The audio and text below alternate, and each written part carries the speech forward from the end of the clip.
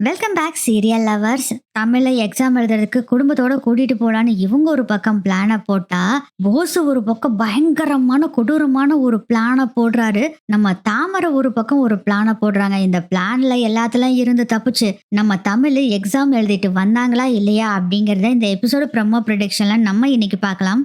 அமைச்சர் ஒய்ஃப் சொன்னனால வேற வழியே இல்லை, எப்படியாச்சும் நம்ம தமிழ எக்ஸாம் எழுத கூட்டிட்டு போக தான் வேணும். பாட்டி தான் ஒரே குசியில இருக்காங்க. எப்படியோ நம்ம பேத்திய தமிழ் செல்விய எக்ஸாம் எழுத கூட்டிட்டு போறோம்டா அப்படின்னு சொல்லி சந்தோஷத்துல இருக்காங்க. அதுல வேற அமைச்சர் ஒய்ஃபு கிட்ட சொல்லியிருப்பாங்க, நான் பொறுப்பு, இதெல்லாம் நான் பாத்துக்கிறேன், அப்படி ஏதாச்சும் தப்பு தண்டை நடந்ததால உங்களுக்கு போன் பண்ணி சொல்றேன்னு சொல்லியிருக்காங்களா. அதனால ரொம்ப குசியில இருக்கிறாங்க. ஆனா சாவித்ரி, ஈஸ்வரி இவங்களுக்கெல்லாம் செம்ம கடுப்பு. தாமரை அதுக்கு மேல கடுப்பா இருக்காங்க. என்னடா இது, இவளுக்கு எப்ப பார்த்தாலும் சப்போர்ட் பண்ணியே வந்துட்டு இருக்குது, எல்லாமே என்ன பண்றது அப்படின்னு பயங்கர கடுப்புல இருக்காங்க. சேதுதான் ஏற்கனவே சொல்லிட்டாரு, அப்பா என்ன ஆசைப்படுறாங்களோ அதுபடி நான் நடந்துக்குவேன்னு சொல்லிட்டாருல, எனக்கும் சம்மதமா தான் சொல்லிட்டாரு. தன்னாசியும் அதுக்கு சம்மதம் சொல்லிட்டாரு. இவங்கெல்லாம் சம்மதம் சொன்னாலும் தயா தக்கான்னு குளிச்சிட்டு இருக்காங்க. ஈஸ்வரியும் சாவித்திரியும், இல்லைன்னா நீங்க இதை கூட்டிட்டு போக கூடாது, அவ நம்ம குடும்பத்துக்கு எவ்வளவு அவமானப்படுத்திருக்கா, ஏமாத்திருக்கான்னு, அப்படிப்பட்டவளை கொண்டு போய் மறுபடியும் நீங்க காலேஜ்ல படிக்க வைக்கிற கூட்டிட்டு போறேன்னு சொல்றீங்க, உங்க சபதம் வேற என்ன ஆகுறது அப்படின்னு சொல்றாங்க. ஏன்னா ராஜாங்கத்தோட பொண்ணு ஒண்ணு ஓடி போயிடுச்சு பாத்தீங்களா, அதுல இருந்து தானே அவரு எந்த பொண்ணும் ஸ்கூலுக்கு போக கூடாது, காலேஜுக்கு போக கூடாதுன்னு முடிவு பண்ணாரு. அதெல்லாம் என்னது ஆகுறது அப்படின்னு சாவித்திரின்னு சொல்லிக்கிட்டு இருக்காங்க. சாவித்திரி, நீ கொஞ்சம் அமைதியா இருக்கிறியா? அமைச்சரோட ஒய்ஃப் என்ன சொன்னாங்க, கட்சிக்காக இதை செஞ்சே ஆகணும்னு சொன்னாங்க, கட்சிக்காக இதை செஞ்சுதான் ஆகணும், யாரும் இதை பத்தி பேசக்கூடாது அப்படின்னு ராஜாங்கம் வேற சொல்லிட்டு போயிடுறாரு. அண்ணா வேற இப்படி சப்போர்ட் பண்ணுது, விட்டாய் அண்ணன் பேசாம இந்த தமிழ் செல்வியை வீட்டுக்கே கூட்டிட்டு வந்துடும் போல இருக்கே அப்படின்னு கடுப்புல இருக்காங்க. அப்ப தாமரை சொல்றாங்க, அம்மா இங்க நடக்கிறது எதுவுமே சரியில்லைம்மா, சரியில்லைன்னு தெரியுது, நம்ம என்ன பண்ண முடியும், அப்படிலாம் சும்மாலாம் இருந்துட முடியாது, ஏதாச்சும் ஒண்ணு பண்ணித்தான் ஆகணும், என்ன பண்ணலாம்னு சொல்றம்மா. எனக்கு ஒரு ஐடியாமா, நான் ஏற்கனவே இந்த எண்ணெயை ஊத்தி அவளை வலிக்கி விட்டு விழுக வைக்கலான்னு பிளான் பண்ணும்ல, அது மாதிரி பிளான் எல்லாம் இல்ல, இது சூப்பர் பிளான், இதை எப்படியாச்சும் பண்ணி அவளை எக்ஸாம் எழுத விடாம பண்ணணும் அப்படின்னு சொல்றாங்க. என்ன தாமரை சொல்ற? ஆமாமா, இவளை எக்ஸாம் எழுத விடாம பண்றது ஒண்ணுதான் வழிமா, சரி என்ன ஐடியா சொல்லு அப்படின்னு சொல்றாங்க. சில பல விஷயங்களை குசு குசுன்னு சொல்றாங்க. தாமரையும் அதை கேட்டுட்டு, இதெல்லாம் முடியுமாடி? முடியுமா, கண்டிப்பா நம்ம நினைச்சா முடியும், எனக்கும் தெரிஞ்ச ஆளுகள்லாம் இருக்காங்க, அதை வச்சு நானும் முடிச்சு காமிப்பேன் பாரு அப்படின்னு சொல்றாங்க. தாமரை, என்ன மோடி நீ சொல்ற, ட்ரை பண்ணி வேணா பாக்கலாம் அப்படின்னு சாவித்திரி சொல்லிட்டு இருக்காங்க. அதுமா பாரு, இப்போ அவ எப்படியும் எக்ஸாம் எழுத போறது இல்ல, மாமாவுக்கும் அவர் கட்சியில கெட்ட பேரு வரப்போகுது, அப்புறம் என்ன மறுபடியும் இவன் மேல பயங்கர கோவம் வரப்போகுது, தமிழ்னா கண்டாவே ஆகாது அப்படிங்கிற அளவுக்கு நான் கொண்டு வர போறேன் பாரு. சரிடி, எல்லாம் நல்லாதான் இருக்கு, நீ வாயில சொல்றதுக்கு நல்லா இருக்குடி, நீ முதல்ல அதை செஞ்சு காமி, அதுக்கப்புறம் யோசனை பண்ணலாம் அப்படின்னு சொல்றாங்க. சரி சரி விடுமா விடு, நான் பாத்துக்கிறேன் விடு அப்படின்னு சொல்லிட்டு அங்க இருந்து போயிடுறாங்க. தாமரை, ஈஸ்வரி என்ன பண்றதுன்னு சொல்லி அவங்க ஒரு பக்கம் பிளான போட்டுட்டு இருக்காங்க. சித்ரா சொல்றாங்க, நான் கொஞ்சம் கூட எதிர்பார்க்கலாமா, இவ எக்ஸாமே எழுத முடியாதுன்னு நினைச்சிட்டு இருந்தேன், கடைசியில குடும்பத்தோட சேர்ந்து எக்ஸாம் எழுத கூட்டிட்டு போறேன்னு சொல்றாங்க, கேட்கறப்பே செம்ம காண்டாகுதுமா, அதுதான் எனக்கும் கோவமா வருது அப்படின்னு ஈஸ்வரி சொல்றப்பே போஸ் கால் பண்றாரு. டேய் போஸ், எங்கடா இருக்க? மா அந்த அரசியல்வாதி கூட தாமா இருக்கேன், அங்க என்ன புதுசா ஏதோ நடந்திருக்கு போல இருக்கு அப்படின்னு சொன்னோன்னே, டேய் அதுக்குள்ள எப்படிடா உனக்கு நியூஸ் வந்தது, அதெல்லாம் ஸ்பை வச்சிருக்கோம்ல, சொல்லு என்னாச்சு அப்படிங்கிறாங்க. போஸ் அதுக்கு ஈஸ்வரி சொல்றாங்க, டேய் நம்பவே முடியலடா, அந்த அமைச்சரோட ஒய்ஃப் வந்து பேசணும்னே ஏதாச்சும் ஒரு பிள்ளைகளை படிக்க வைக்கிறதுக்கு ஹெல்ப் பண்ணுவாங்கன்னு நினைச்சா, கடைசியில இந்த தமிழ் செல்வி எக்ஸாம் எழுத கூட்டிட்டு போகிறதுக்கு பிளான் பண்ணிட்டாங்கடா, அதோ குடும்பத்தோட எக்ஸாம் எழுத கூட்டிட்டு போறாங்களாமா, என்னால தாங்க முடியலடா இதை நினைக்கிறப்போ அப்படின்னு சொன்னோன்னே, மா எனக்கும் அதான் பயங்கர கடுப்பாச்சுமா, உனக்கு இது தெரிஞ்சிருக்கும்ல, நீ எவ்வளவு சந்தோஷமா இருக்குன்னு பாக்குறதுக்குதாம்மா கால் பண்ண. டேய் நான் இதுல சந்தோஷமா எங்கடா இருக்கிறது, பயங்கர காண்டுல தான் இருக்கேம்மா, நீ எதுவும் காண்டாகதா, சந்தோஷமா இரு. என்னடா போஸ் சொல்ற?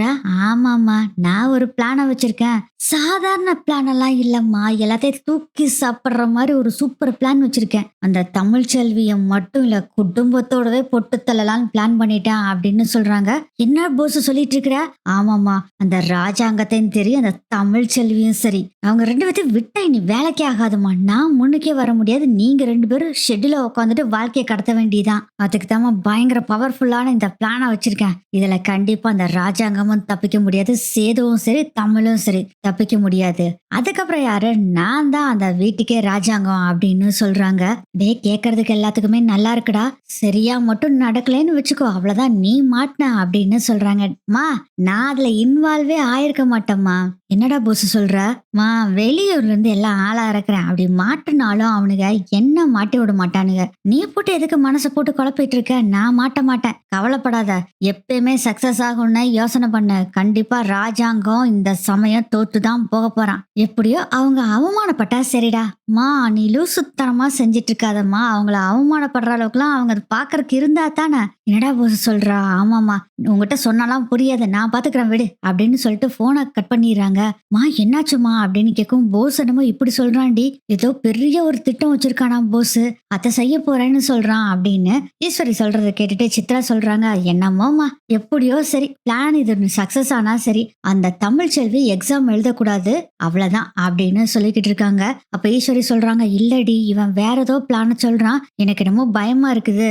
மாட்டிக்கிட்டானா வம்பா போயிரும். ராஜாங்கத்தையும் குறி வச்சு சொல்லிக்கிட்டு இருக்கான் அப்படின்னு சொல்றாங்க. ஈஸ்வரி மா அதெல்லாம் பாத்துக்குவான் நீ விடு. சும்மா போட்டு குழப்பிட்டு இருக்காத. தமிழ் செல்விலாம் என்ன பெரியப்பானாலும் என்ன எல்லாம் ஒண்ணுதான். நீ பேசாம விட்டுட்டு நம்ம முதல்ல வீட்டுக்குள்ள போகணும். அதுக்கான வேலையை பார்க்கணும். மா விடுமா அதான் எல்லாம் பாத்துக்கிறேன்னு சொல்லியாச்சுல. அப்புறம் என்ன நமக்கு பேசாம கவலை இல்லாம சந்தோஷமா இருக்கலாம் அப்படின்னு சொல்லிட்டு இருக்காங்க. என்னமோ பாக்கலாம் நாளைக்கு அப்படின்னு யோசனை பண்ணிட்டு இருக்காங்க ஈஸ்வரி. இங்க நம்ம தமிழ் பாத்தீங்கன்னா ரொம்ப சந்தோஷமாயிடுறாங்க. குடும்பமே சேர்ந்து தமிழ எக்ஸாம் எழுத கூட்டிட்டு போறாங்கல்ல. அதனால ரொம்பவும் சந்தோஷமா இருக்காங்க. அதை பார்த்துட்டு சேர்த்து சொல்றாரு. போது போது ரொம்ப சந்தோஷமா இருந்ததுலாம் ஓவரா பண்ண வேண்டாம் அப்படின்னு சொல்லவும், நான் ஒன்னும் ஓவரா பண்ணல. இங்க மாமா என்ன கூட்டிட்டு போறேன்னு சொல்றாங்க. உங்களுக்கு என்ன வந்தது அப்படின்னு சொல்லவும், ரொம்ப தான் பண்ணிட்டு இருக்க அப்படிங்கிற மாதிரி சொல்லிட்டு சேது அங்க இருந்து எழுந்திரிச்சு போறாரு. சேது நினைச்சிட்டு இருந்தா நீ இவ கெஞ்சி கெஞ்சின்னு கெஞ்சுவா நம்ம கூட்டிட்டு போக கூடாது. அப்பதான் நம்ம மவுசு தெரியும் அப்படின்னு நினைச்சிட்டு இருந்தாரு. ஆனா அது அப்படியே உள்டாவா மாறிடுச்சா. ஒரே சோகத்துல அங்கிருந்து போறாரு. கருப்பண்ணா என்ன மாப்பு ஏன் இப்படி வர்ற அப்படின்னு கேக்குறாரு. அது ஒண்ணும் இல்ல அப்படின்னு சொல்லிட்டு உட்காரும் போதே தெரியும் மாப்பு எனக்கு தமிழ் உங்ககிட்ட எக்ஸாம் எழுத கூட்டிட்டு போக சொல்லி கேப்பா. நீ முடியாதுன்னு சொல்லி பிகு பண்ணலான்னு நினைச்சிருப்ப.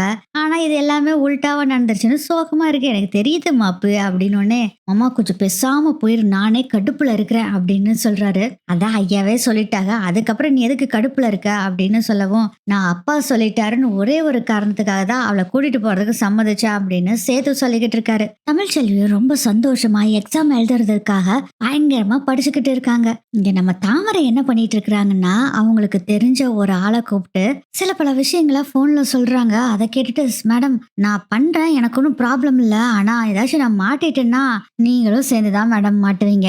ஏன்னா ஏதாச்சும் நான் மாட்டினேன்னா உங்க பேரையும் மாட்டி விட்டுருவேன். அப்படி நான் உங்க பேரை மாட்டி விடலன்னு எனக்கு நான் தான் செஞ்சேன்னு சொல்லிட்டு எனக்கு வேலை போயிரும் மேடம். அதனால நீங்க மாட்டிக்குவீங்க ஞாபகம் வச்சுக்கோங்க அப்படின்னு சொல்லவும், யோ அதெல்லாம் நீ மாட்ட மாட்ட எனக்கு நல்லாவே தெரியும். நான் சொல்றத முதல்ல செய்ய அப்படின்னு சொல்றாங்க. தாமரை அதை கேட்டுட்டு சரி எவ்வளவு தேரும் மேடம் அப்படின்னு கேக்குறாங்க. யோ நீ எவ்வளவு கேட்டாலும் தர்றையா. முதல்ல நான் சொன்னதை முதல்ல செஞ்சு முடிச்சிட்டு வா. மேடம் என்ன மேடம் இப்படி சொல்றீங்க. ஒரு அட்வான்ஸ் கொடுத்தீங்கன்னாச்சும் ஆகும்ல. ஃபுல் அமௌண்ட் அப்புறம் தரேன்னு சொல்றீங்க அப்படின்னு சொல்லவும், சரி அட்வான்ஸை கொடுத்து தொலைக்கிறேன். சரி இரு அப்படின்னு சொல்லிட்டு ஆன்லைன்லயே டிரான்சாக்சன் பண்ணிட்டு இப்போ உனக்கு பணம் டிரான்சாக்சன் பண்ணிருக்கேன் பாரு போதுமானு பாரு அப்படின்னு சொல்றாங்க. 10,000 ரூபாய் கொடுத்துருக்காங்க. 10,000 ரூபாய் ஓகே மேடம் 10,000 ரூபாய் சரிதான் மேடம் மிச்ச காசை கொடுத்துருங்க அப்படின்னு சொல்றாங்க. தர்றையா நீ மட்டும் வேலையை கச்சிதமா முடி. உனக்கு தேவையான பணம் அதாவது நீ கேட்டேல அந்த பணத்துக்கு மேல நான் அதிகமா கொடுக்குறேன் அப்படின்னு தாமரை சொல்லவும், மேடம் எல்லாம் முடிச்சிருவோம் மேடம் நீங்க கவலைப்படாதீங்க. ஆனா இப்பயும் சொல்றேன் நான் ஏதாச்சும் மாட்டேன்னு வச்சுக்கோங்க. நீங்க தான் இதை பண்ண சொன்னீங்கன்னு உங்களை கோர்த்து விட்டுட்டு நான் போய்கிட்டே இருப்பேன். அதுவும் நீங்க கொலை மிரட்டல் விட்டு நான் இதை செஞ்சேன்னு சொல்லிடுவேன். இல்லாட்டி எனக்கு வேலை போயிரும் மேடம். இது கவர்மெண்ட் வேலை போச்சுன்னா அவ்வளவுதான் அப்படின்னு சொல்றாரு. சரி சரி ஓகே நான் தான் சரின்னு சொல்லிட்டேன்ல. நீ முதல்ல வேலையை பாரு. கச்சிதமா வேலையை முடிச்சுட்டு எனக்கு கூப்பிடு அப்படின்னு தாமரையும் சொல்றாங்க. இதெல்லாம் கேட்டுட்டு இருந்தா சாவித்திரி கேக்குறாங்க, ஏய் இதெல்லாம் நடக்குமாடி? ஏய் நடக்குமா, சும்மா நடக்குமாடி நடக்குமாடின்னு கேட்டுட்டு இருக்கா. அதெல்லாம் நடக்கும், அதுக்கு தானே வேலை பண்ணிட்டு இருக்கோம் அப்படின்னு சொல்லி இவங்க ஒரு பிளான போட்டுக்கிட்டு இருக்காங்க. இங்க ராஜாங்கம் என்ன பண்ணிட்டு இருக்காங்கன்னா, சோஷியல் மீடியால இருக்கவங்க எல்லாத்தையும் பிரஸ் ரிப்போர்ட்டர்ஸ் அவங்க எல்லாத்தையும் காலேஜுக்கு வர சொல்லிரு தன்னாசி அப்படின்னு சொல்றாங்க. ஆனா அதை எல்லாமே நான் ஏற்கனவே ஏற்பாடு பண்ணியாச்சு அண்ணே, அதெல்லாம் வந்துருவாங்க, கவலைப்படாதீங்க. எக்ஸாமுக்கு தமிழ் செல்வியை கூட்டிட்டு போறப்போ சோஷியல் மீடியாலயும் சரி பிரஸ் ரிப்போர்ட்டர்ஸும் சரி எல்லாருமே அங்க வந்து நிப்பாங்க. நீங்க இதை பத்தி யோசனையே பண்ணாதீங்கண்ணே, கவலை விடுங்கண்ணே அப்படின்னு சொல்றாரு தன்னாசி. சரி நீ பாத்துக்க தன்னாசி, எதுனாலும் சரி உன்னை தான் நான் சொல்லுவேன் அப்படிங்கிறாங்க. அண்ணே கவலையே படாதீங்கண்ணே, நம்ம கட்சிக்கு எந்த ஒரு கெட்ட பேருமே வராது, எல்லாம் நல்லபடி நடக்கும் ஓகேவா அப்படின்னு சொல்றாங்க. இந்த விஷயத்த நீங்க செஞ்சோடனே கண்டிப்பா கட்சியோட பேரு இன்னும் நல்லபடியா போக போகுது பாருங்க அப்படின்னு தன்னாசி சொல்லிட்டு இருக்காங்க. நடந்தா சரிதான் அப்படின்னு ராஜாங்கமும் சொல்லிக்கிட்டு இருக்காரு. பாட்டி அவங்க ரூம்ல வார்ட்ரோப்ல இருக்க சாரீஸ் எல்லாத்தையும் எடுத்து கட்டல போட்டு வச்சிருக்காங்க. மலர் சொல்றாங்க, என்ன அம்மாச்சி பண்ணிட்டு இருக்கீங்க, எதுக்கு இத்தனை சேலை எடுத்து போட்டிருக்கீங்க அப்படிங்க. ஏய் நாளைக்கு காலேஜுக்கு போறேன், அது என் பேத்தி படிக்கிற காலேஜுக்கு நல்ல சேலையை கட்ட வேண்டாமா, இந்த சேலை கட்டலாமா இல்ல இந்த சேலை கட்டலாமான்னு பாட்டி ஒரு பக்கம் பார்த்துட்டு இருக்காங்க. மோகனா வர்றாங்க. அத்தை என்னத்த பண்ணிக்கிட்டு இருக்கீங்க அப்படின்னு கேக்குறாங்க. ஏ சும்மா இருடி, ஒரு சூப்பரான சேலை கட்டிட்டு போனாதானே தமிழ் செல்வியோட பாட்டின்னு கெத்த நான் காமிச்சுக்க முடியும் அப்படின்னு சொல்றாங்க. ஆமா ஆமா அப்படின்னு மோகனாவும் சொல்லிட்டு, நீங்க சொல்றதும் கரெக்டு தான், நானும் போய் நாளைக்கு போறதுக்கு என்ன சேலை எடுத்து வைக்கிறதுன்னு பார்க்கலாம் அப்படின்ட்டு ஒரு பக்கம் மோகனாவும் போறாங்க. இதை பார்த்து மலர் சிரிச்சுக்கிட்டு இருக்காங்க. ஏய் நீ எதுக்கடி நின்றுட்டு இருக்க, நீயும் போய் நல்ல சேலையை நாளைக்கு எடுத்து வை, இல்லாட்டி ஒரு 2 புது சேலை எடுத்துக்கோ, நம்ம துணி கடைக்காரனை வேற வர சொல்லட்டுமா அப்படின்னு சொல்றாங்க பாட்டி. அதெல்லாம் ஒண்ணும் வேண்டாம் மச்சி, என்கிட்ட இருக்க நல்ல சேலையில எடுத்து ஒண்ணு கட்டிக்கிறேன் அப்படின்னு சொல்லிட்டு நீங்க ஒரு சேலையை முதல்ல செலக்ட் பண்ணுங்க அப்படின்னு சொல்றாங்க. இவங்களும் பாத்தீங்கன்னா சேலை எடுத்து எடுத்து வச்சு கடைசியில ஒரு 10 சேலையில ஒரு 2 சேலை செலக்ட் பண்ணி வச்சிருக்காங்க. ப்ளூ கலர் ஒண்ணு கிரீன் கலர் ஒண்ணு எடுத்து வைக்கிறாங்க. இதுல எதுடி நல்லா இருக்கு அப்படின்னு கேக்குறாங்க.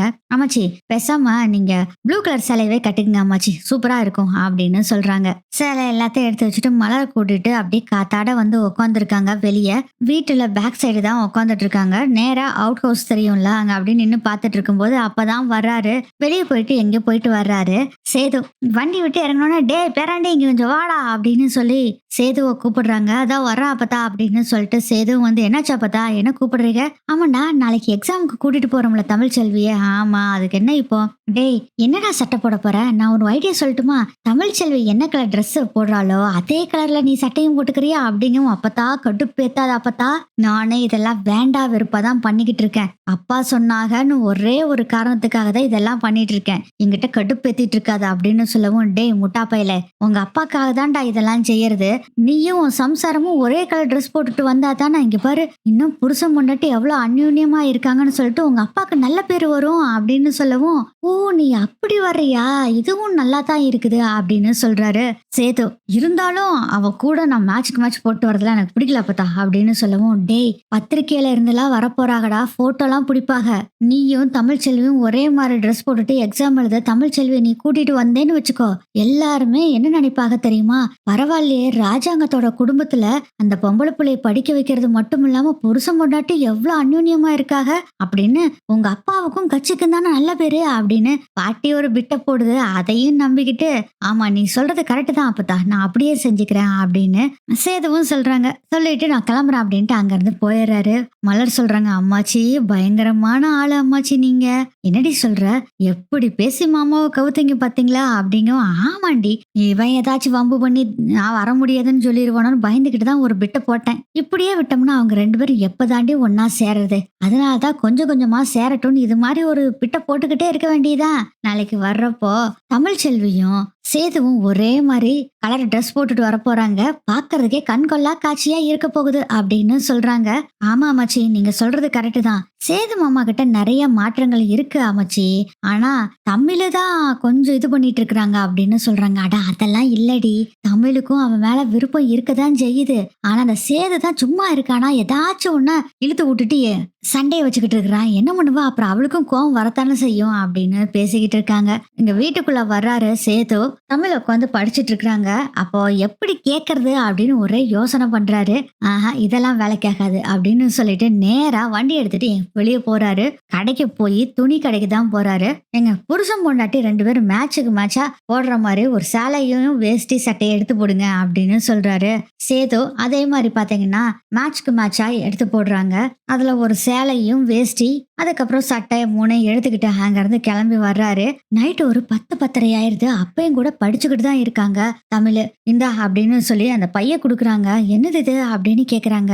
இது சேலை. அப்பதான் சொல்லுச்சு நீயும் நானும் ஒரே கலர் போடணும்னு, அதனாலதான் எடுத்துட்டு வந்தேன் அப்படின்னு சொல்லும் போதே ஒரே சந்தோஷமா இருக்கு தமிழுக்கு. இருந்தாலும் ரொம்ப பிகு பண்ணிக்கிட்டு தான் வாங்குறாங்க. இதுக்கு ஏதாச்சும் நான் காசு கொடுக்கணுமா அப்படின்னு வேற கேக்குறாங்க. ஆமா ஆமா காசு கொடுக்கணும், ஒரு 200 ரூபாய் கொடு அப்படின்னு சேது சொல்றாரு. தமிழ் கேக்குறாங்க, ஒருவேளை இந்த சேலைக்கு 200 ரூபாய் கொடுத்துட்டோம்னா நான் இந்த சேலையை கட்டி மறுபடியும் துவைச்சு அயன் பண்ணி உங்ககிட்ட கொடுத்துடணுமோ அப்படின்னு கேக்குறாங்க. தமிழ் என்ன நக்கலு அப்படின்னு சொல்றாரு. சேது இல்ல நீங்க அப்படித்தானே சொல்லுவீங்க, எதுக்கு எடுத்தாலும் வாடகைக்கு வாடகைக்குன்னு சொல்றீங்க, இதையும் நான் வாடகை கொடுத்துட்டு அப்புறம் நீங்க திருப்பி வாங்கிக்குவீங்களோ என்னமோ தான் கேட்டேன் அப்படின்னு சொல்லவும், அதெல்லாம் இல்ல 200 ரூபாய் கொடுத்துட்டு நீயே வச்சுக்கலாம் அப்படின்னு சொல்லிட்டு அந்த பேக்கை கொடுத்துட்டு அங்கிருந்து கிளம்புறாரு சேது. அப்படி ரொம்ப சந்தோஷமா அந்த சேலைய ஓபன் பண்ணி பாக்குறாங்க. ரொம்ப பிடிச்சிருக்கு தமிழுக்கு அந்த சாரி. அந்த வீல் சேரை அப்படியே தள்ளிட்டு போய் அந்த சேலைய அவங்க மேல அப்படியே வச்சு பார்த்து சந்தோஷப்பட்டுட்டு இருக்காங்க தமிழ்.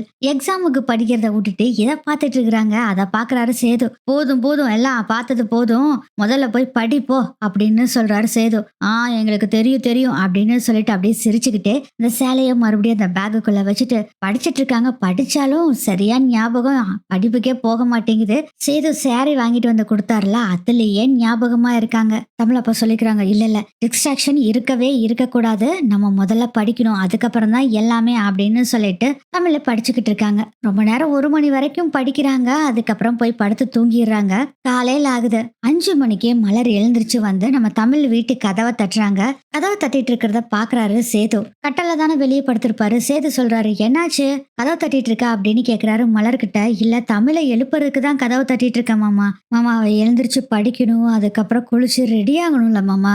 முதல்ல சாதாரணமா இருந்தா பிரச்சனை இல்லை, இப்போ வேற நடக்கிறதுக்கு சிரமம், நாங்க தான் ஹெல்ப் பண்ணணும், அதுக்கு தான் மாமா முன்னாடி எழுப்பி விட்டுலான்ட்டு வந்தேன் அப்படின்னு சொல்றாங்க. சரி சரி எழுப்பு எழுப்பு அப்படின்னு சொல்றாரு சேதுவும். அப்புறம் கதவை தட்டும் போது பாத்தீங்கன்னா தமிழ் படிச்சுக்கிட்டு தான் இருக்காங்க. இருக்கா திறக்கிறேன் அப்படின்னு சொல்லிட்டு வந்து வீல் சேர்லயே வந்து கதவை திறக்கிறாங்க. பார்த்தா தமிழ் எழுந்திருச்சு படிச்சுக்கிட்டு இருக்காங்க. தமிழ் எத்தனை மணிக்கு படுத்தா? 1 மணிக்கு படுத்தாங்கக்கா. அப்புறம் எப்படி எழுந்திருச்ச? 4:30க்கெல்லாம் எழுந்திருச்சிட்டேங்க்கா. சரி என்னாச்சுக்கா அப்படிங்க, உனக்கு எழுப்புறதுக்கு தாண்டி வந்த தமிழ், கடைசியில பார்த்தா நீயே எழுந்திருச்சு படிச்சிட்டு இருக்க, ரொம்ப சந்தோஷம், நீ ரெடி ஆகணும் தமிழ், அதனால ஒரு 1/2 மணி நேரம் கிளம்பிச்சு வர்றேன் ரெடி பண்றதுக்கு அப்படின்னு சொல்லிட்டு அங்கிருந்து மலர் போறாங்க. வீட்டுல இருக்க எல்லாருமே மும்மரமா கிளம்பிக்கிட்டு இருக்காங்க. அதை பார்த்துட்டு சாவித்திரி சொல்றாங்க, ஏன் நீ சொல்றது நடக்குமாடி? இங்க நடக்கிறதெல்லாம் பார்த்தா எனக்கு ரொம்ப பயமா இருக்கு. ஆமா எதுக்குமா நடக்காதுன்னு பயந்துட்டு இருக்கு, அதெல்லாம் நடக்கும் பேசாம இரு அப்படின்னு சொல்லிட்டு இவங்களும் கூட சேர்ந்து பரப்பிட்டு இருக்கிறாங்க. அதுக்கப்புறம் மணி ஒரு 7:45 ஆயிருது. எல்லாரும் ரெடி ஆகி வந்துடுறாங்க. நம்ம தமிழும் ரெடி ஆயிடுறாங்க. சேத்து வாங்கி கொடுத்தாங்கல்ல அந்த சாரியை தான் கட்டியிருக்காங்க. இந்த விஷயத்த மலர்கிட்டையும் சொல்றாங்க. மலர் சொல்றாங்க, தமிழ் உன்னோட சேலை சூப்பரா இருக்கு, சேது மாமா நல்லா செலக்ட் பண்ணிருக்காரு அப்படின்னு சொல்றாங்க.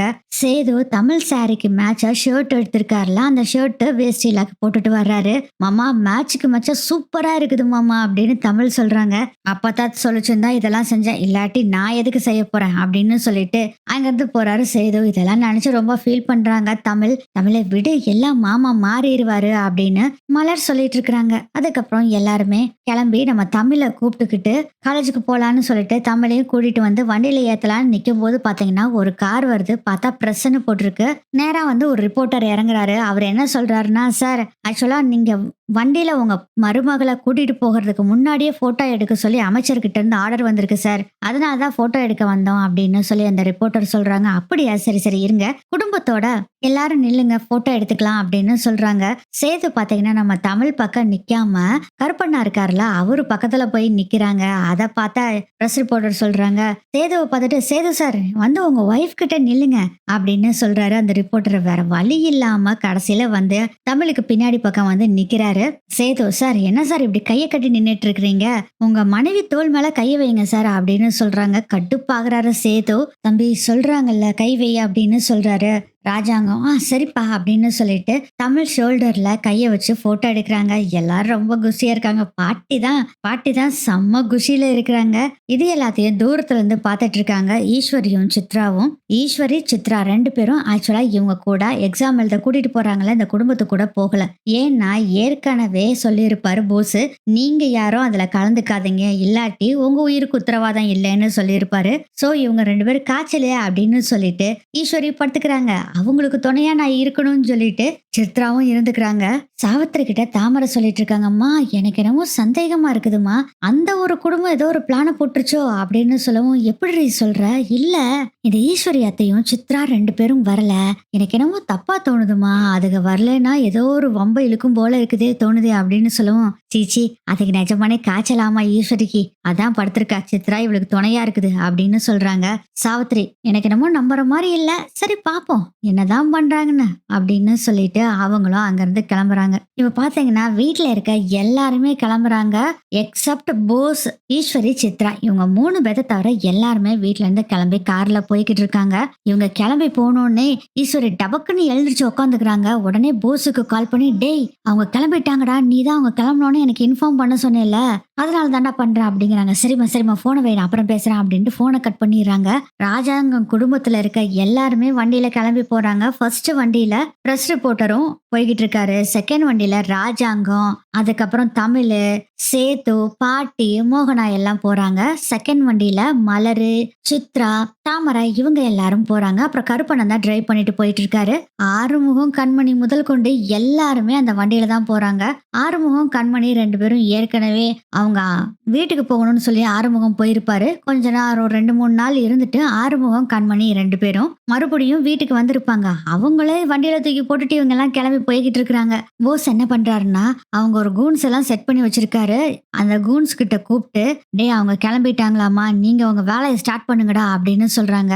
சரிங்கய்யா நாங்க பாத்துக்கிறோம் அப்படின்னு சொல்லிட்டு வெயிட் பண்ணிக்கிட்டு இருக்காங்க. இப்போ வண்டியில போய்கிட்டு இருக்காங்க. அப்ப பாத்தீங்கன்னா டைவர்ஷன் சொல்லிட்டு லெஃப்ட் சைடு திரும்புங்க அப்படின்னு சொல்லி ஒரு போர்டு வச்சிருக்காங்க. அண்ணாசி பாக்குறாரு, அண்ணன் வண்டி திருப்ப சொல்லி போட்டிருக்கு, டைவர்ஷன் பண்றாங்கண்ணா அப்படின்னு சொல்றாங்க. ஏதாச்சும் ரோட்ல வேலை செய்வாங்க தன்னாசி, நீங்க எப்பயும் போல லெஃப்ட் திருப்பிக்க வண்டியை எடுத்துருங்க அப்படின்னு சொல்லி டிரைவர் கிட்ட சொல்றாரு. ராஜாங்கம் சரிங்கய்யா அப்படின்னு சொல்லிட்டு அவரோட லெஃப்ட்ல திருப்பி போய்கிட்டு இருக்காரு. அது பார்த்தா ஒரு காட்டு வழி மாதிரி இருக்கு. 2 பக்கமும் புல்வெளியா இருக்கு. நடுவுல சும்மா ஒரு சாதாரண ரோடு அதுல போய்கிட்டு இருக்கு. அது குண்டும் குழியுமா இருக்கு ரோடு. பார்த்து போப்பா குண்டும் குழியுமா இருக்கு அப்படின்னு தன்னாசி சொல்லிட்டு இருக்காரு டிரைவர் கிட்ட. போஸ் அனுப்பின ஆளுங்க என்ன பண்றாங்கன்னா, ஒரு லைட்டா ஒரு பிரிட்ஜ் மாதிரி இருக்கு, சின்ன பிரிட்ஜ் நடுவுல ஓடிக்கிட்டு இருக்கு. அந்த இடத்துல ஒளிஞ்சிட்டு நிக்கிறாங்க. ரோட்ல குழிய தோண்டி, ஏன்னா அது ஏற்கனவே குண்டும் குழியுமா இருக்கிற ரோடுனால குழி தோண்டுறது யாருக்கும் தெரியாது. குழிய தோண்டி கண்ணி வடியெல்லாம் வச்சு ரெடியா ஒரு பக்கம் ஒளிஞ்சிட்டு இருக்கிறானுங்க. வண்டி வந்ததுன்னா வெடிக்கும்ல, அத வீடியோ வேற எடுக்கணும்னு சொல்லிட்டு ஒருத்தர் ரெடியா போனை ஆன் பண்ணி வச்சுக்கிட்டு இருக்கிறான். ரோடு குண்டும் குழியுமா இருக்கிறனால வண்டி வேகமா போக முடியல. ஆனா பிரஸ் ரிப்போர்ட்டரோட வண்டி பாத்தீங்கன்னா வேகமா போயிட்டு இருக்கு. தன்னாசி சொல்றாரு, கொஞ்சம் வேகமா விரட்டுடா அப்படின்னு சொல்றாரு. வேகமா போகும்போது பாத்தீங்கன்னா டம்மு டும்முன்னு ஆடுது வண்டி. பாட்டி சொல்றாங்க, கர்ப்பமா இருக்கிற புள்ள வண்டியில வந்துகிட்டு இருக்குது, என்னடா இப்படி வண்டி ஓட்டிட்டு இருக்க, மெதுவா ஓட்டுடா வண்டியா அப்படின்னு பாட்டி திட்டுறாங்க. அதனால ரொம்ப ஸ்லோவா பார்த்து பக்குவமா மெதுவா வண்டி குளியல இறக்கி ஏத்தி போய்கிட்டு இருக்காங்க. இதுக்கடையில பார்த்தா அந்த பிரஸ் ரிப்போர்ட்டரோட வண்டி செம்ம ஸ்பீடா முன்னாடி போய்கிட்டு இருக்கு. தன்னாசி சொல்றாரு, அங்க பாரு அந்த பிரஸ் ரிப்போர்ட்டர் வண்டி எவ்வளவு தூரம் போயிருச்சு, நம்மளது பாரு அண்ணா இப்ப ஸ்லோவா போயிட்டு இருக்கு, கரெக்டா எக்ஸாமுக்கு போய் சேரணும்ல, அங்க காலேஜ்ல வேற எல்லா பிரஸ் ரிப்போர்ட்டர்ஸ் எல்லாம் இருப்பாங்க அப்படின்னு சொல்லிட்டு இருக்காரு தன்னாசி. கொஞ்சம் வேகமா வேணா போ அப்படின்னா ராஜாங்கம் சொல்லிட்டு இருக்காங்க. சரிங்கய்யா அப்படின்னு சொல்லிட்டு கொஞ்சம் வேகமா போயிட்டு இருக்கப்ப பார்த்தா பாட்டி பாத்தீங்கன்னா கடவுள்கிட்ட வேண்ட ஆரம்பிக்கிறாங்க.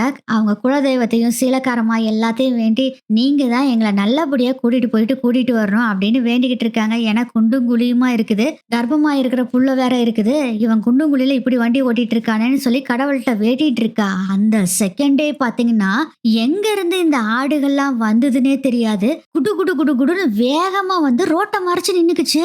தன்னாசி பயங்கரமா கடுப்பாகிறாரு, எங்கன்னா இந்த ஆடுகளா இருந்தது திடீர்னு வந்து இப்படி ரோட்ல வந்து நிக்குது அப்படின்னு சொல்லவும், அதெல்லாம் பேசுறதுக்கு நேரம் இல்ல தன்னாசி, முதல்ல அந்த ஆட்டெல்லாம் விரட்டி விடப்பாரு அப்படின்னு சொல்றாரு.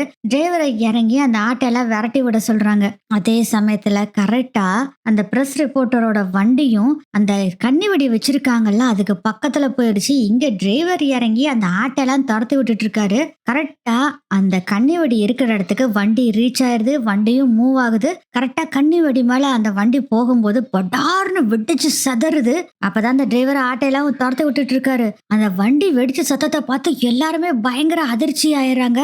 சேது இறங்கி வெளியே ஓடி வந்து பாக்குறாரு. தன்னாசியும் இறங்கி வர்றாரு. ராஜாங்க இறங்கும்போது அண்ணா கீழே இறக்காதீங்கண்ணா அப்படின்னு தன்னாசியும் சொல்லிடுறாரு. பயங்கரமா வெட்டிச்சு சதுருது. அப்பயே சேது புரிஞ்சுக்கிறாரு, எவனா ஒருத்தன் இதை வம்ப எழுதிட்டான், கண்டிப்பா இது எதிர்கட்சியா தான் இருக்குது செஞ்சது பூரா அப்படின்னு சொல்லிட்டு டிரைவர் கிட்ட சேது சொல்றாரு, முதல்ல வண்டி எடு அப்படின்னு சொல்றாங்க. சரிங்க அப்படின்னு சொல்லிட்டு வண்டி எடுக்கும்போது இல்ல வேண்டாம் வேண்டாம், நான் வண்டி ஓட்டுறேன் நீ போ அப்படின்னு சொல்லிட்டு டிரைவரை பின்னாடி உட்கார வச்சுட்டு சித்தப்பா நீங்களும் உள்ள உட்காருங்க அப்படின்னு சொல்லிட்டு சேது அப்படியே ரிவர்ஸ் எடுத்து செம்ம ஸ்பீடா ரிவர்ஸ்ல பின்னாடி வண்டி எடுத்து பின்னாடி இருக்க வண்டியும் ரிவர்ஸ் எடுக்க சொல்லிடுறாரு. 2 வண்டியும் பின்னாடி அப்படியே திரும்பி மெயின் ரோட்டுக்கு வந்துடுறாங்க.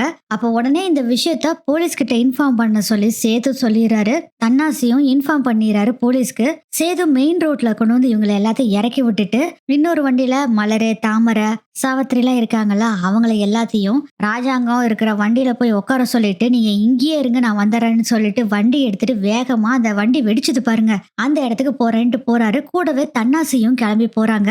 ராஜாங்கம் வேண்டாம் இரு போலீஸ் வரட்டும் அப்படின்னு சொல்றாங்க.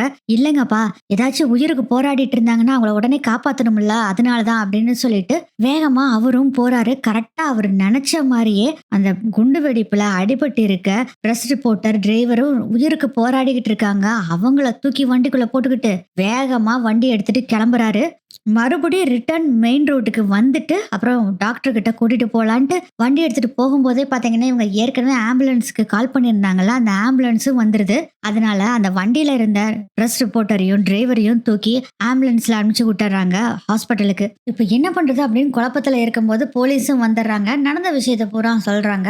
எக்ஸாம் எழுத வேண்டாம் கிளம்பி போயிடலாம் அப்படின்னு சொல்றாரு சேது. அப்பதான் தன்னாசி சொல்றாரு, அண்ணா இது எதிர்கட்சியோட செயலா தான் இருக்கும், நம்ம கெட்ட பேரு நம்ம கட்சிக்கு நம்ம வாங்கி கொடுக்கணும் அப்படிங்கிறதுக்காக பிளான் பண்ணி தான் இதை செஞ்சிருக்கான்னு, நம்ம இந்த பிள்ளைய எக்ஸாம் எழுதாம மட்டும் விட்டுருக்க கூடாது அப்படின்னு தன்னாசி சொன்னோடனே ராஜாங்க சொல்றாரு, தன்னாசி சொல்றது கரெக்டா தான் இருக்குது, நம்ம கண்டிப்பா எப்படியும் தமிழை எக்ஸாம் எழுத வைக்கணும் அப்படின்னு முடிவு பண்றாங்க.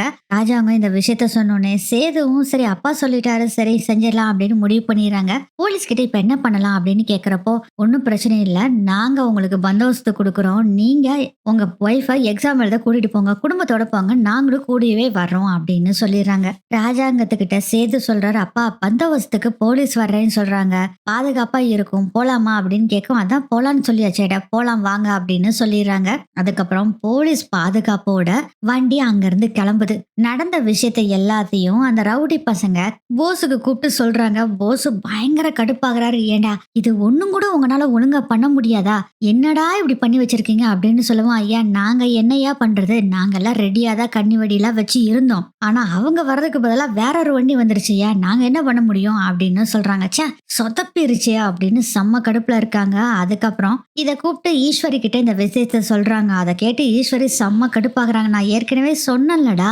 வேண்டாம் வேண்டான்னு, எப்படியாச்சும் சொதப்ப வேண்டாம் நினைச்சேன்டா, அதே மாதிரி சொதப்பிட்டேன், எப்படியோ நீ மாட்டினியா மாட்டலையா, அம்மா நாங்கெல்லாம் ஒன்னும் மாட்டலமா, அப்படியே அந்த ரவுடி பசங்க மாட்டினாலும் அவனுங்க ஒன்னும் சொல்ல மாட்டானுங்க அப்படின்னு சொல்றாங்க. இப்ப அவனுங்களாம் எங்க இருக்கானுங்க அப்படின்னு சொல்லவும் அவனுங்களாம் தெரிச்சிட்டு ஓடிட்டானுங்க. இந்நேரம் இருக்கிற நிலைமையில ஊரை விட்டே ஓடி இருப்பானுங்க, வேற ஒரு ஊருக்கு போயிட்டு இருப்பானுங்க, எப்படியும் 1 மாசம் 2 மாசத்துக்கு இந்த சைடு தலை வச்சும் கூட படுக்க மாட்டானுங்க அப்படின்னு சொல்றாரு போஸ். அதுக்கு ஈஸ்வரி சொல்றாங்க, நீ தப்பிச்சதே பெருசுடா, முதல்ல வேற ஏதாச்சும் ஒரு நல்ல பிளானா பண்ணு, நாங்க போடுற பிளானே பரவாயில்ல நீ போடுற பிளானுக்கு அப்படின்னு நக்கலா வேற ஈஸ்வரி பேசுறாங்க. ஈஸ்வரி போனை கட் பண்ண பின்னாடி சித்ரா சொல்றாங்கம்மா, நம்ம எத்தனை கஷ்டப்பட்டு பிளானை போட்டு செஞ்சாலும் அவங்க தப்பிச்சுக்கிட்டே இருக்காங்களேம்மா, எப்படிமா நடக்குது அப்படின்னு சொல்லி அவங்க ஒரு பக்கம் ஃபீல் பண்ணிக்கிட்டு இருக்காங்க. இதுல பாத்தீங்கன்னா தாமரைக்கு ஒரு டவுட் வருது, யாரு குண்டு வச்சிருப்பா அப்படின்னு யோசனை பண்றாங்க. அப்ப குசு குசுன்னு அவங்க அம்மா கிட்ட சொல்றாங்க, ஏமா எனக்கு ஒரு டவுட் இருக்கு, என்னடி இந்த குண்டு வச்சது ஒரு வேளை நம்ம எதிர்கோஷ்டியா இருக்குமோ அப்படின்னு சொல்லவும், சேச்சே அதுகளுக்குலாம் அவ்வளவு திராணிலாம் பத்தாதடி, அதெல்லாம் அவங்க செஞ்சிருக்க மாட்டாங்க, இவங்களோட எதிர்கட்சி ஆளுக பண்ணிருப்பாங்க அப்படின்னு சொல்லிட்டு இருக்காங்க. இருக்கலாம் அப்படின்னு நினைச்சிட்டு இருக்காங்க. என்ன ஜஸ்ட் மிஸ் ஆயிருச்சு, இல்லாட்டி எல்லாருமே அப்படியே குடும்பத்தோட கோவிந்தா ஆயிருப்பாங்க, மிஸ் தான் ஆயிடுச்சு அப்படின்னு ரொம்ப ஃபீல் பண்ணிக்கிட்டு இருக்காங்க தாமரை ஏன்னா 2வது கார்ல தானே வந்தாங்க, முதல் கார் தானே போனப்ப முதல்ல வாட்டி இருக்கோம், நம்ம தப்பிச்சிருக்கலாம் அப்படின்னு நினைச்சு ரொம்ப ஃபீல் பண்ணிட்டு இருக்காங்க தாமரை ஒரு பக்கம். இதுக்கு இதுக்கடையில காலேஜுக்கு போலீஸ் பந்தோபஸ்தோட காலேஜ்ல போய் எல்லாரும் இறங்குறாங்க. ஆக்சுவலா இவங்க ஒரு ஆள் ரெடி பண்ணி வச்சிருந்தாங்கல்ல, அவங்களுக்கு தாமரை மெசேஜ் பண்றாங்க. நாங்க வந்துட்டோம், உன்னோட வேலைய நீ பாரு அப்படின்னு சொல்றாங்க. அந்த ஆளும் அந்த மெசேஜ பாக்குறாரு. சரின்னு சொல்லிட்டு அவரும் வர்றாரு. பார்த்தா போலீஸ் பந்தோபஸ்தோட வீல் சேர்ல தமிழை வச்சுக்கிட்டு சேதுதான் வீல் சேரை தள்ளிட்டு வர்றாரு. குடும்பமே நடந்து வந்துகிட்டு இருக்கு. அங்க இருக்க பிரஸ் ரிப்போர்ட்டர்ஸ் எல்லாருமே போட்டோ எடுக்கிறாங்க. அதுல வேற உங்களுக்கு யாரோ குண்டு வச்சு கொல்ல பார்த்திருக்காங்க, நீங்க அதுல இருந்து தப்பிச்சு வந்திருக்கீங்களாமா, இதெல்லாம் உங்க எதிர்க்கட்சி செயலா இருக்குமோ அப்படின்னு ரிப்போர்ட்டர்ஸ் எல்லாம் கேட்க ஆரம்பிச்சிடறாங்க. ராஜாங்க சொல்றாரு, கண்டிப்பா இது எதிர்க்கட்சியோட வேலையா தான் இருக்கும். நாங்க இதை கம்ப்ளைண்டா போலீஸ்கிட்டே கொடுத்துருக்கோம். காவல்துறை அவங்க கடமையை கச்சிதமா செய்வாங்க, எங்களுக்கு அந்த நம்பிக்கை இருக்கு அப்படின்னு ராஜாங்க சொல்லிட்டு போறாங்க. இதுக்கிடையில பார்த்தா இந்த விஷயத்த நியூஸ்ல கேட்டா எதிர்க்கட்சி தலைவருக்கு செம்ம காண்டாகுது. இதை நம்ம பண்ணவே இல்லையே, எவன் பண்ணா இப்படி ஒரு விஷயத்தன்னு சொல்லி அவரு கடுப்பா இருக்காரு. கடைசியில நம்ம கட்சிக்கு கெட்ட பேர் வந்துருச்சு அப்படின்னு நினைச்சிட்டு இருக்கும் போதே இதை செஞ்சது போஸ் தான் அப்படிங்கறது அரசல் புரசலா தலைவரோட காதுக்கு போய் விழுகுது. தலைவருக்கும் செம்ம காண்டாகுது, அதாவது எதிர்க்கட்சி தலைவருக்கு செம்ம காண்டாகுது. அதனால போஸை கூப்பிட்டு லெஃப்ட் அண்ட் ரைட் வாங்குறாரு. எதுக்கு இப்ப இதை செஞ்ச அப்படின்னு. அவரும் நான் செய்யவே இல்லைன்னு சாதிக்கிறாரு. நீ மட்டும் இது செஞ்சிருக்கேன்னு எனக்கு தெரிஞ்சதுன்னா உன்னை என் பக்கம் கூட தலை வச்சு கூட படுக்க விட மாட்டேன், துரத்து விட்டுருவேன், ஞாபகம் வச்சுக்கோ அப்படின்னு மிரட்டி எதிர்க்கட்சி தலைவர் அனுப்பிச்சு விடுறாரு. சே, இந்த ராஜாங்கத்தை போட்டு தள்ளணும்னு நினைச்சு நம்ம ஒரு பிளான போட்டா நமக்கே அது ரிவீட் அடிக்குதே அப்படின்னு நினைச்சு ஃபீல் பண்ணிக்கிட்டு இருக்காரு போஸ். தாமரை ஒருத்தர் ரெடி பண்ணி வச்சிருந்தாரு பாருங்க. அவர் ஆக்சுவலா தமிழ் எக்ஸாம் எழுத போறப்போ எப்பயுமே ஒரு சென்டிமெண்டா ஒரு பவுச் வச்சிருப்பாங்க. அந்த பவுச் தான் கொண்டு போவாங்க. அந்த பவுச்சை போட்டோ எடுத்து, நீ இந்த மாதிரியே ஒரு பவுச்சை வாங்கி போட்டோ எடுத்து பிட்டு பேப்பர் எழுதுற மாதிரி எழுதி அந்த பவுச்சுக்குள்ள வச்சிரு. தமிழ் வந்தோடனே அவளை வீல் சேர்ல தான் கூட்டிட்டு வருவாங்க. அவ பேக்கை கீழே வச்சுட்டு அந்த பவுச்சை எடுப்பா. அப்ப நீ ஹெல்ப் பண்ற மாதிரி பண்ணி பிட்டு எழுதி வச்சிருக்க அந்த பவுச் இருக்குல்ல, அதை தமிழ் கிட்ட கொடுத்துட்டு தமிழோட ஒரிஜினல் பவுச்சை நீ எடுத்து வச்சுக்கோ அப்படின்னு சொல்றாங்க. அதே சரின்னு சொல்லிட்டு தான் அவர் காசெல்லாம் வாங்கியிருப்பாரு. இப்போ இவரு அந்த பவுச்சை மாத்தலான்னு சொல்லிட்டு அங்க வந்து நின்னுகிட்டு இருப்பாரு. போலீஸ் பந்தோபஸ்தோட நம்ம தமிழை கூட்டிட்டு வர்றாரு சேது, அவங்க குடும்பமும். இதை பார்த்தோன்னே தூக்கி வாரி போடுது தாமரை செட் பண்ணி வச்ச ஆளுக்கு. ஐயோ, போலீஸ் எல்லாம் வேற வர்றாங்க. பவுச்சை மாத்தி கொடுக்கறத போலீஸ் ஏதாச்சும் பார்த்துட்டாங்கன்னா நம்ம வேலை போயிடும், நம்மள ஜெயிலுக்கும் அனுப்பிடுவாங்க. இந்த வேலை நமக்கு வேண்டாம்டா சாமி அப்படின்னு முடிவு பண்றாரு. அதனால அப்படியே கமுக்கமா ஒதுங்கி போயிடுறாரு. தமிழ் பேக் எல்லாம் வச்சுட்டு இருக்கும்போது அங்க இருக்க பிரஸ் ரிப்போர்ட்டர் சொல்றாரு, நீங்க உங்க மாமா காலில் தொட்டு கும்பிட்டு போய் எக்ஸாம் எழுத போங்க, அது மாதிரி நான் போட்டோ எடுத்துக்கிறோம் அப்படின்னு சொல்றாங்க. இந்த காலை வச்சுட்டு எப்படிப்பா விழுவா அப்படின்னு அரசாங்கம் சொல்லவும், பரவாயில்ல மாமா அப்படின்னு சொல்லி அவங்க மாமாவை தொட்டு கும்பிடுற மாதிரி அப்படியே அந்த சேர்லயே உட்காந்துட்டு காலை தொட்டு கும்பிடுற மாதிரி ஒரு ஆக்ஷன் கொடுக்குறாங்க தமிழ். அதை ஒரு போட்டோ எடுத்துக்கிறாங்க. சேது எக்ஸாம் ஹாலுக்கு உள்ள கூட்டிட்டு போகும்போது என்னடா இது நம்ம செட் பண்ணி வச்ச ஆளை காணாமே அப்படின்னு தேடிட்டு உடனே கால் பண்றாங்க தாமரை. அந்த ஆள் போன் எடுத்து, மேடம் நான்லாம் இதை செய்ய முடியாது, எத்தனை பேர் போலீஸ் இருக்காங்க பாருங்க, நான் மாட்டினேன் செத்தேன், எனக்கு இதுக்கு சம்மந்தமே இல்லை, ஆளை விடுங்க மேடம் அப்படின்னு சொல்லிட்டு அந்த ஆள் அப்ஸ்கண்ட் ஆயிடுறாரு. வந்தது பாரு கடுப்பு நம்ம தாமரைக்கு. சே அப்படின்னு சொல்லிட்டு போனை தூக்கி கீழே போட போறாங்க. அப்புறம் போனை பாக்குறாங்க, ஐயோ காஸ்ட்லியான போனு, மறுபடியும் வாங்குறதுக்கு மாமாட்ட தான் காசு கேட்கணும் அப்படின்னு பொறுமையா இருந்துக்கிறாங்க. இவங்க கடுப்பா இருக்கிறத பார்த்துட்டு சாவித்திரி கேட்கறாங்க, என்னாச்சுடி இவ்வளவு கடுப்பா இருக்க? வழக்கம் போலதாமா, நம்ம பிளான் ஊத்திக்கிச்சு அப்படின்னு சொல்றாங்க தாமரை. மறுபடியுமா அப்படின்னு சித்ரா சொல்றாங்க. என்ன மறுபடியுமா? இது வரைக்கும் அது மாதிரி தானே நடந்துட்டு இருக்குது அப்படின்னு சொல்லிட்டு பேசாம போய் நின்னுட்டு இருக்கிறாங்க. ஆக மொத்தத்துல போஸ் போட்ட பிளானும் போச்சு, நம்ம தாமரை போட்ட பிளானும் போச்சு. நிம்மதியா நம்ம தமிழ் போய் எக்ஸாம் ஹால்ல போய் உட்காடுறாங்க. சேது தான் கொண்டு போய் விடுறாரு. பாட்டி சொல்றாங்க, நல்லா எழுதிட்டு வாடி எக்ஸாம் அப்படின்னு சொல்றாங்க. தமிழ சரி பாட்டி ரொம்ப நன்றி அப்படின்னு சொல்லிட்டு எக்ஸாம் எழுத உட்காந்துருக்காங்க. அது வரைக்கும் பாத்தீங்கன்னா அவங்க குடும்பத்துல இருந்து யாருமே நகரல. எக்ஸாம் ஹால்லயே எல்லாரும் வெயிட் பண்ணிட்டு இருக்காங்க. வேற லைவ் ஷோவா ஒரு டிவி வேற காமிச்சிட்டு இருக்காங்க. இத மந்திரி அவங்க சம்சாரமும் பாக்குறாங்க. ரொம்ப புகழ்ந்து பேசிட்டு இருக்காங்க. ராஜாங்கமும் அவங்க குடும்பமும் எக்ஸாம் ஹாலுக்கு அந்த மருமகளை கூட்டிட்டு வந்துட்டு எல்லாம் வெயிட் பண்ணிக்கிட்டு இருக்காங்க. அந்த வீட்டுல இருக்க பாட்டி முதல் கொண்டு எல்லாருமே அங்கதான் இருக்காங்க. அவங்க மருமகளுக்கு கால அடிபட்டுருச்சு, அதனால வர முடியாதுன்னு சொல்லி குடும்பமே கூட்டிட்டு வந்திருக்காங்க அப்படின்னு சொல்லி அருமை பெருமையா பேசுறாங்க நியூஸ்ல. இதன் மூலமா பாத்தீங்கன்னா ராஜாங்கத்து மூலமா அந்த கட்சிக்கு ரொம்ப ரொம்ப நல்ல பேரு ஏற்படுது. இத நினைச்சு மந்திரியும் ரொம்ப சந்தோஷப்படுறாங்க. அவங்க ஒய்ஃபும் சொல்றாங்க, "பாத்தீங்களா நான் குடுத்த ஐடியா எப்படி வேலை செய்யுதுன்னு. கட்சிக்கு பாருங்க, ராஜாங்கத்தினால எவ்வளோ பெரிய மதிப்பு, மரியாதை பாருங்க" அப்படின்னு சொல்லிட்டு இருக்காங்க. கட்சியில எல்லாருமே செம்ம ஹாப்பி ராஜாங்கத்தினால. அதுக்கப்புறம் என்ன நம்ம தமிழ் சூப்பரா எக்ஸாம எழுதிட்டு வர்றாங்க. தாமரை சொல்றாங்க, "அவ்வளோதாம்மா முடிஞ்சது கதை. அவ எக்ஸாம் எழுதிட்டா. இனி நம்ம ஒண்ணும் பண்ண முடியாது. அவ்வளோதாம்மா நம்ம போட்ட பிளான் பூரா நமுத்து போன புஸ்வானம் மாரி புஸ்ஸுன்னு போச்சும்மா" அப்படிங்கிறாங்க. தாமரை, "விடுடி விடுடி அடுத்த பிளான போடலாம். இதோட அடுத்த எக்ஸாம் என்னைக்குன்னு பார்த்து அதுக்கு ஒரு பிளான போடலாம்" அப்படின்னு சொல்றாங்க. சாவித்திரி, "போதும்மா இந்த எக்ஸாம் பிளான்லாம் ஒண்ணும் வேண்டாம். வேற ஏதாச்சும் பார்க்கலாம்" அப்படின்னு சொல்லி தாமரை ஒரே கவலையில சொல்லிட்டு போறாங்க. ஒரு வழியா சந்தோஷமா எக்ஸாமை எழுதி முடிச்சுட்டு வர்றாங்க தாமரை. பாட்டி கேக்குறாங்க, "எக்ஸாம்லாம் எப்படி எழுதுன?" அப்படின்னு மோகனா, பாட்டி, மலரி எல்லாம் கேக்குறாங்க. "சூப்பரா எழுதியிருக்கேன். ஃபர்ஸ்ட் கிளாஸ்ல பாஸ் பண்ணிருவேன்" அப்படின்னு சொல்றாங்க. தமிழ், "இதுதாண்டி என் வேணும் என் ராஜாத்தி" அப்படின்னு பாட்டியும் சொல்லிட்டு, "டேய் சேது, என்னடா நின்னுகிட்டு இருக்க? பிள்ளைய கூட்டிட்டு வா" அப்படின்னு சொல்றாங்க.